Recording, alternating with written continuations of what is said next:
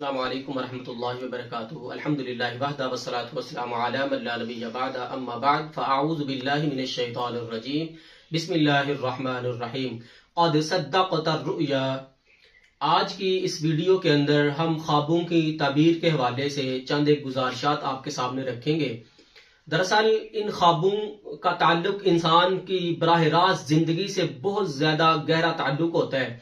بعض اوقات جو انسان کی زندگی میں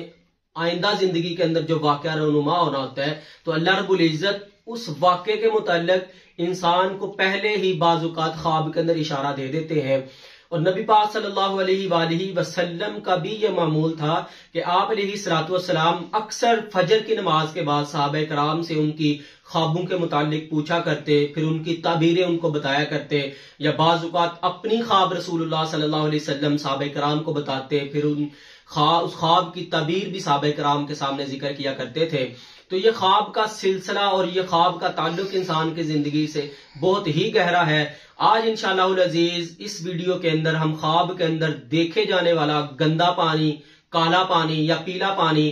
ان کی انشاءاللہ آپ کے سامنے تعبیر رکھیں گے۔ تو امام ابن سیرین رحمہ اللہ علیہ جو معروف تعبیر دان ہے، وہ لکھتے ہیں کہ خواب کے اندر گندا پانی، کالا پانی دیکھنا رنج و غم اور بربادی کی طرف اشارہ ہوتا ہے۔ اگر انسان اپنے گھر کے اندر کالے پانی کو دیکھے تو اس کے گھر کی بربادی کی طرف اشارہ ہوتا ہے، رنج و غم کی طرف اشارہ ہوتا ہے۔ اگر کوئی آدمی دیکھے کہ اس نے کالا پانی پی لیا ہے تو انسان کی آنکھوں کی بینائی زائل ہونے کی طرف اشارہ ہوتا ہے۔ اگر کوئی شخص خواب کے اندر یہ دیکھے کہ اس نے وہ کنویں میں سے کالا پانی نکال رہا ہے تو یہ ایسی بیوی کی طرف اشارہ ہوتا ہے کہ جس بیوی کے اندر کوئی خیر بلائی نہیں ہے۔ اگر کوئی خواب کے اندر پیلا پانی دیکھے تو یہ اس کو بیمار کر دینے کی طرف اشارہ ہوتا ہے۔ اگر خواب کے اندر گدلا پانی دیکھا ہے، جو برساتی پانی بہنے کی صورت میں وہ جس کا کلر ہو جاتا ہے گدلا سا، اس طرح کا کوئی پانی دیکھے تو یہ بھی رنج و غم اور پریشانیوں کی طرف اشارہ ہوتا ہے۔ لیکن اگر خواب کے اندر یہ سارے پانی اگر کسی نے دیکھے اور ان پانیوں سے کالا پانی یا گندا پانی یا پیلا پانی اس نے دیکھا اور اس پانی سے اس کو فائدہ حاصل ہو گیا ہے تو یہ اس کے لیے خیر و بلائی کی طرف اشارہ ہے۔ لیکن اگر کوئی بندہ کسی دشمن سے بھاگتا ہوا،